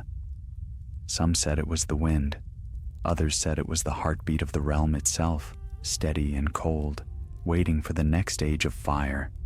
And far to the south, across deserts and seas, dragons wheeled through crimson skies, their cries echoing like thunder. Men called it the dawn of a new age, yet in the quiet places, the trees whispered another name, the age of remembrance. For though magic fades and returns, though blood is spilled and frozen again, the world never forgets. The seals may hold for a time, but every age ends the same, with fire on one horizon and ice on the other, drawing ever closer. Years passed, and the wall endured. The storms came and went, kings rose and fell, but the great barrier of ice still loomed where the world ended, tall and cold as judgment. The men who served upon it were fewer now, ragged bands of black-cloaked watchers scattered across ruined towers, but the oath remained, whispered over fires and graves alike. "Night gathers," they said, "and now my watch begins." Yet even among those who kept the watch, few remembered the names of Briar and Loris, or the light that once burned beneath the ice. Time had buried their tale as surely as snow buries a corpse. Only in dreams did their shadows stir, whispering of things men were too young to recall. In Old Town, the citadel flourished. The archmaesters argued over ports and plagues, over coins and crops, never magic. The new lord of Old Town, a proud man of the high towers, had little use for superstition. "The world is ruled by men, not ghosts," he declared, as his city glittered under the sun. But one novice, a quiet boy named Talwyn, loved old stories more than sums. He read by candlelight in the vaults beneath the citadel, chasing legends that wiser men called folly. One night, deep among the forbidden stacks, he found a chest of black iron sealed with wax. Inside lay a book bound in leather stiff with age, its cover marked by a sigil, a weirwood tree with spiraled roots. He opened it, and the candle flickered though no wind stirred. The words within were written in a cramped, careful hand. "When dragons wake, the wall must weep. The blood of the pact binds still, though thin as a spider's thread. Seek the frost fang's root, where fire sleeps in ice. If it breaks, the realm shall break with it." Talwyn turned the pages and found more. The story of Maester Briar, the journey of Loris, the pact of the first men and the children. The script ended abruptly, half a line scrawled before the ink ran dry. The seal falters. The song begins again. The boy sat frozen. He had read histories of dragons and prophecies before, but none that rang with such terrible truth. When he lifted his eyes, he found that the candle had burned low, though only minutes had passed. Shadows quivered upon the walls, long and thin as fingers. A faint hum filled the air. He closed the book at once. The next morning, he went to his archmaester and begged to know the truth of it. Who were Briar and Loris? What pact bound the realms of fire and ice? The Archmaester frowned. Names from the dust of memory. Briar was a scholar of the higher mysteries before the dragons died out, and Loras his student. They vanished long ago, chasing nonsense. You would do well to study more useful things. But that night, Talwyn dreamed of the wall. He saw it stretching endlessly into darkness, cracked through the heart, light bleeding from within. From the fissure rose a shape half man, half shadow, its eyes burning green. "Come north," it said, in a voice that made the earth tremble. "Come, and remember." He woke drenched in sweat, the book open beside him, though he had locked it away. The page before him bore new words, fresh ink gleaming in the candlelight. The balance breaks. Within days, strange reports arrived at Old Town. A storm of snow had fallen over the Bight in midsummer. Sailors spoke of dead whales washing ashore with their flesh frozen solid. And above the shivering sea, travelers claimed to see blue lights twisting in the clouds like living fire. The Archmaesters dismissed it as folly. But Talwyn could not forget the dream. He stole the book, packed what he could carry, and fled the citadel under night's cover, bound for the north. The journey was long and perilous. The lands between were broken by war and famine, yet everywhere he went, he found signs. The rivers running colder, the air tasting of ash. Once, in a village near the neck, he met a woman cloaked in moss and reeds. Her eyes were pale green, her hair streaked with silver. "You bear the maester's mark," she said, touching his chain. "You walk the same path as Briar and the boy who followed him." "Then you know," Talwyn said urgently. "The seal fails again. Tell me how to mend it." The woman smiled sadly. "No seal lasts forever. The world turns and magic turns with it. The blood that bound the pact has thinned. Only a new bond can hold it now." "What bond?" he demanded.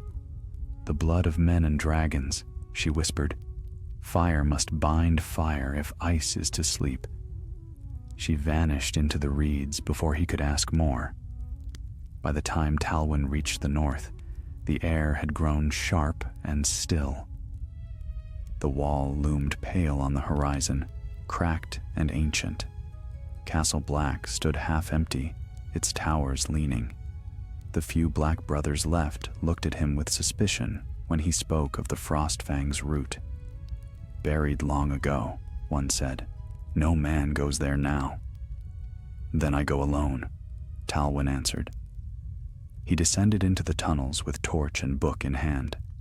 The air grew colder with each step, until his breath froze on his lips. At last he came to the great chamber, and his torchlight struck the ice. The pillar still stood, but within its heart glowed faint veins of fire, red and gold, pulsing faintly like embers beneath ash. He opened Briar's book and read aloud the words inscribed upon the last page. "When the two awaken, the world must choose. Fire or ice, life or death. There is no peace without cost." The ice shuddered. The red light flared, casting shadows across the walls. From the depths came a whisper, soft, almost kind. "The seal weakens. Who comes now?" Talwyn stepped forward. "The last of those who remember." "Then remember well," the voice said, "for this is the end of forgetting." A crack split the pillar, and light poured forth, blue and gold, twining together in perfect, awful beauty. Talwyn dropped to his knees as the air roared around him. Visions flooded his mind, dragons soaring over burning seas, armies of the dead marching through storms of ice, weirwoods weeping fire. When it ended, he lay trembling. The pillar had gone dark again, but the air felt alive, humming with unseen power. He closed the book, its cover warm to the touch.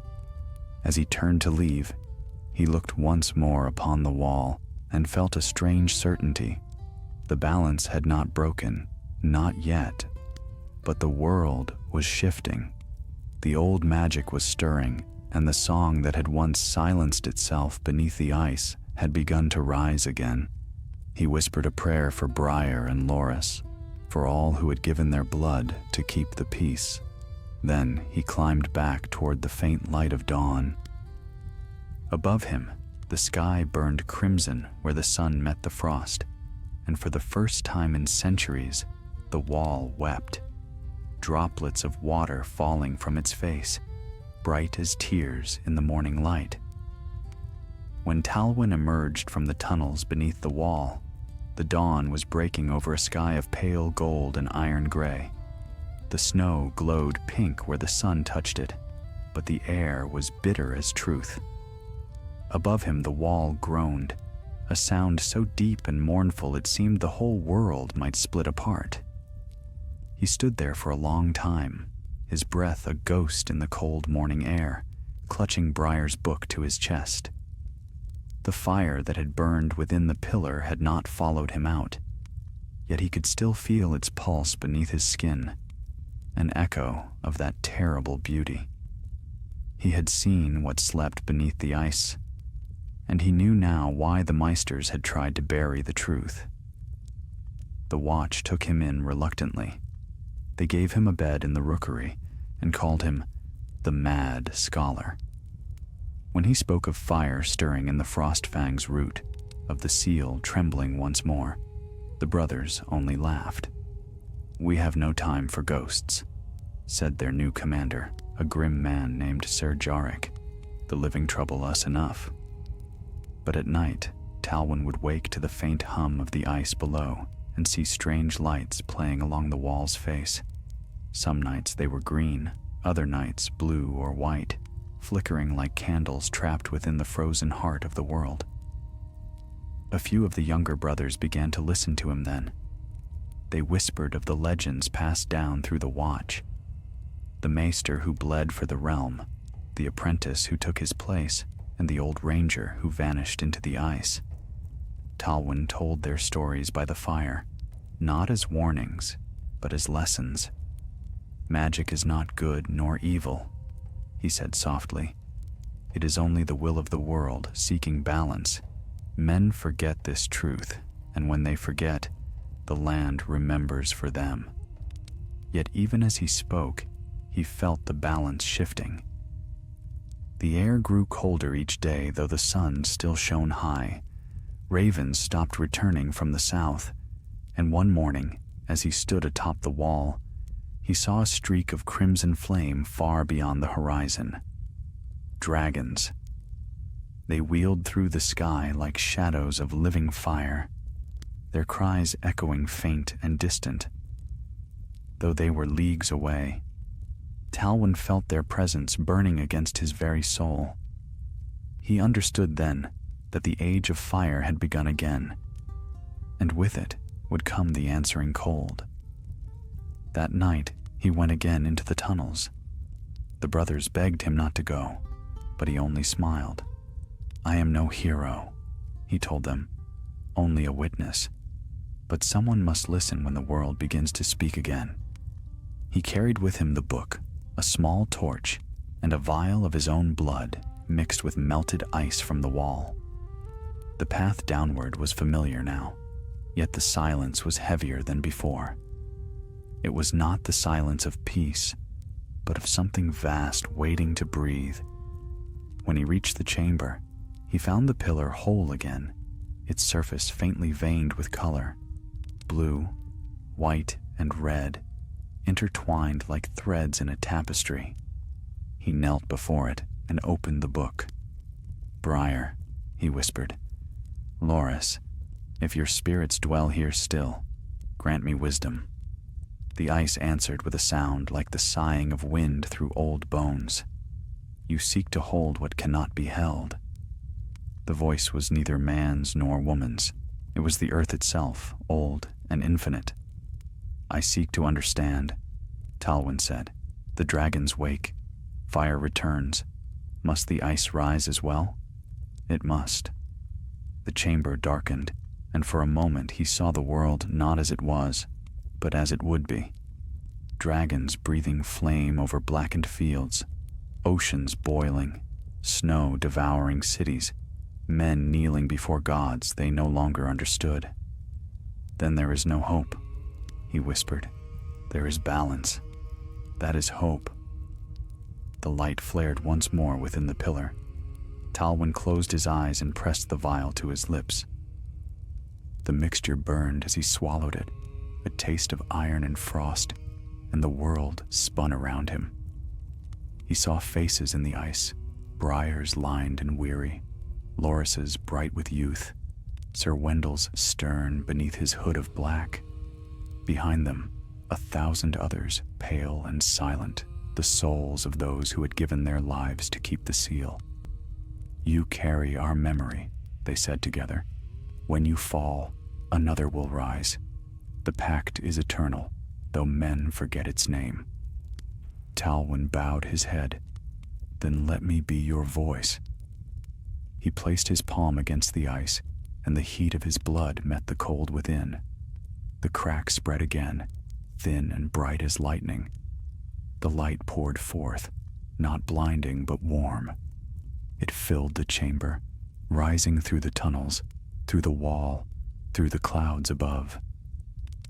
At Castle Black, the brothers cried out as the sky turned white. For a heartbeat, all the world seemed still. The ravens took wing, their cries echoing like bells. Then the light faded, and snow began to fall, gentle, unending. When they found the scholar's torch still burning beside the ice, there was no sign of him. The book lay open, its last page filled with words none had seen before. "The fire burns again, but the frost is not gone. The world turns upon its own wheel. Let the dragon's flame meet the wall's shadow, and the song begin anew." The maesters in Old Town later called it the Song of the Bound Realms, though few believed it anything more than fable.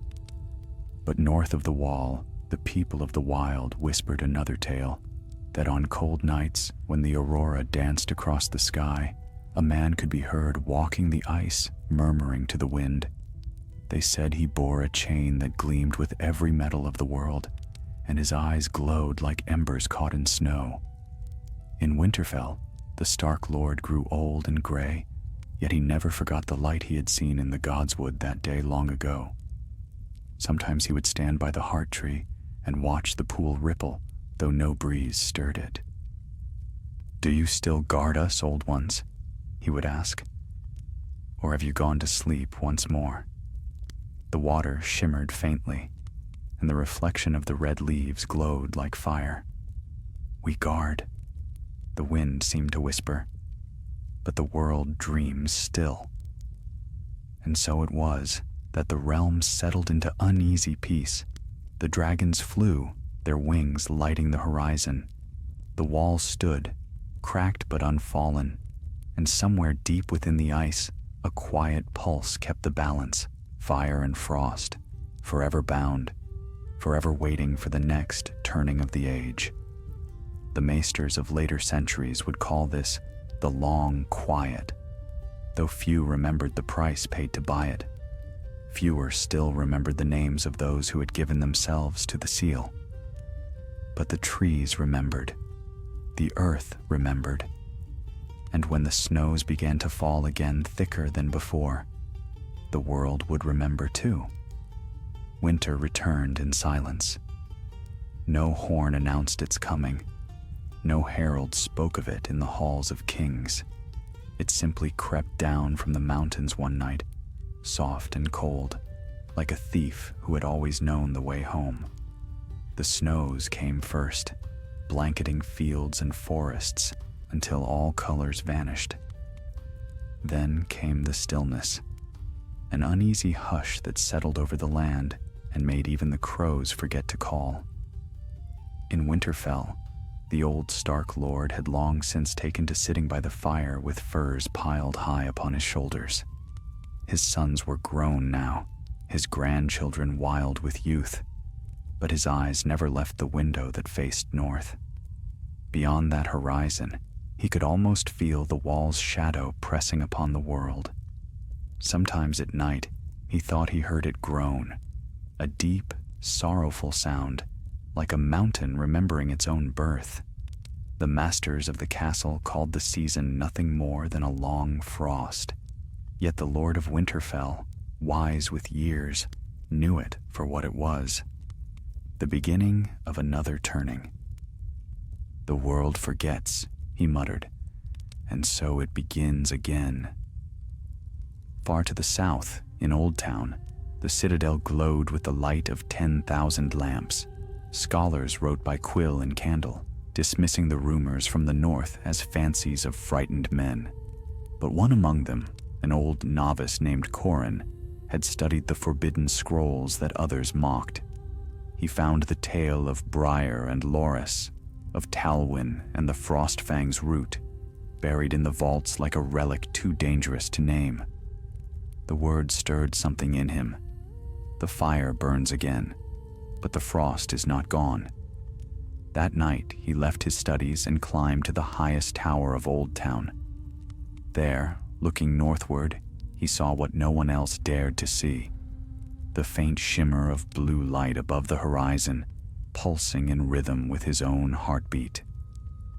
He fell to his knees and whispered a prayer to gods he had never believed in. At that same hour, the wall shuddered. Not the cracking of ice, nor the roar of collapse, but a slow tremor, deep and steady, as if the world beneath the frost had drawn breath once more. The few brothers who remained upon its heights clutched their cloaks tight and listened. From below came a faint sound, like the beating of wings, though no bird flew in that black sky. One of them, a youth named Darren, peered down and saw it, a light within the ice, white as a dying star. It pulsed once, twice, and then was gone. "It's only the wind," said the older watchman beside him. But Darren had seen the truth, and fear took root in his heart. In the days that followed, the snows deepened, and the sun rose pale and small. Farmers spoke of animals vanishing from their pens. Children woke screaming, claiming to hear voices beneath the ground. And in the heart of the gods' woods, the weirwoods began to bleed again, thick crimson sap that steamed against the frost. Then, one night, a raven came to Winterfell. Its feathers were the color of ash, its eyes the hue of frozen water. The maester took the message from its leg and read it aloud before the Stark Lord's hearth. The parchment bore only 4 words, written in a hand none recognized. The seal grows thin. The hall fell silent. The old lord rose from his chair, the firelight flickering across his face. "So the time has come again," he said softly. "Send riders to the watch. Light every beacon from here to the wall." But no ravens flew back from the north. Winter deepened, the rivers froze solid, and the seas turned to mirrors of glass. Still the old lord watched the sky, waiting for a sign. On the 7th night, it came, a streak of fire across the heavens, bright and red as blood. Beneath it, the northern lights began to twist, green and blue, wrapping around the red, until the whole sky seemed to burn. In that light, the Lord saw a figure standing by the Godswood pool, a man in a black cloak, his chain glimmering with links of every metal. He knew that face, though it had aged and changed and passed into story. "Talwyn," he whispered. The figure raised a hand, and though no sound came, the meaning was clear. The world turns again. When the vision faded, the air grew still, heavy with snow. The old lord knelt before the weirwood. "If the seals must fail," he said, "then let the north remember. Let us stand, as we once did." He sent his grandson south with the tale, but by the time the boy reached the neck, the marshes were frozen and the roads gone. No word ever reached Old Town. And yet, far away in those southern towers, Archmaester Corin had already begun his own record. By his candlelight, he wrote, "The wheel of the world turns again. Fire calls to ice as always, and the blood that binds them sleeps uneasy. We cannot halt it, nor should we, for the balance is life itself. The wall will hold until it must fall, and from its fall shall come the next dawn." He sealed his parchment and hid it among the chronicles, where it would be forgotten by men, but not by time. In the years that followed, the stories grew. The wildlings spoke of lights that danced upon the snows, of voices whispering through the wind. Sailors claimed to see fire blooming beneath the northern seas. In the citadel, the skeptical laughed. Yet when the nights were longest, they dreamed of frost creeping across their ink and of a deep voice murmuring beneath the world. And always, in those dreams, two shapes stood opposed, one of fire, one of shadow, circling each other like lovers or enemies. It was never clear which. The wall stood, though cracks veined its face like the lines of an old scar. Beneath it, the Frostfang's roots still pulsed faintly, the breath of sleeping power. And buried within that eternal ice lay the memories of all who had bled to keep the world balanced: Briar, Loras, Talwyn, and 100 nameless others whose lives were forgotten, but whose sacrifice endured. When at last spring came again, weak and uncertain, it did not chase away the winter. The snow melted only in patches, and where it did, flowers of pale blue ice bloomed, flowers that neither froze nor wilted. The people called them tears of the wall. The maesters called them impossible. But in the gods' woods, the wind whispered a different name. They called them the remembrance. And so the realm turned onward, unknowing. The dragons still flew across the eastern skies. The wall still watched the edge of the world. Yet between them stretched the same silent truth that had bound every age. Fire and ice, death and life, forever twined, forever apart. One day, perhaps, the seal would fail for the last time. But until that day, the old magic slept, dreaming its endless dream beneath the roots of the world. And above it, the wind carried a voice, old as the stars. The magic never vanished, it only